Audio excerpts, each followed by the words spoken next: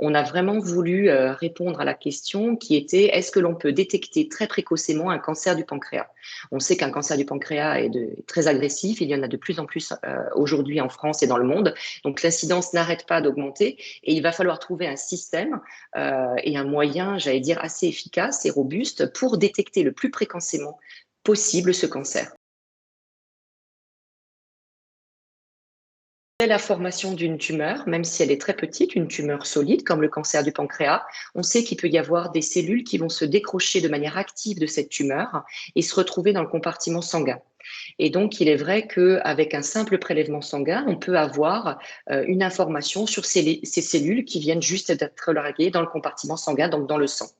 Ce qui est intéressant, c'est que ces cellules peuvent effectivement aller se nicher dans d'autres organes. C'est ce que l'on va appeler, si elles arrivent à se développer, des métastases. Et de manière très originale, ces dernières années, on a vu que de ces sites à distance, donc des métastases, on peut avoir une circulation à nouveau de ces cellules. Ce qui fait qu'à la fin, quand on fait un simple prélèvement sanguin, totalement non invasif et que l'on peut faire de manière répétée, on a accès aux cellules qui proviennent de la tumeur initiale, mais aussi des sites métastatiques.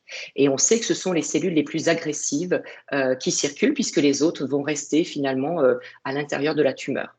De manière originale aussi, il y a des cellules qui vont mourir, mais qui vont relarguer du coup de l'ADN. C'est ce que l'on appelle dans le sang l'ADN tumoral circulant. Ce qui fait qu'encore une fois, avec un prélèvement sanguin, on va avoir accès à des cellules, à de l'ADN, mais à d'autres biomarqueurs, donc éléments qui vont être libérés par des cellules tumorales sur site, tumeur primaire, tumeur métastatique, et que l'on va retrouver dans le sang et que l'on peut donc avoir dans ce simple prélèvement sanguin et que l'on appelle du coup biopsie liquide.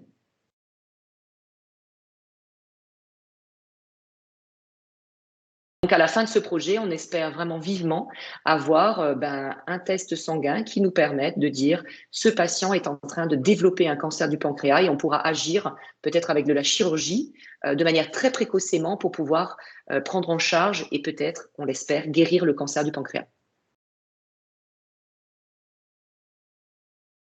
On a pu avoir une somme importante de la fondation Bertrand Kamal.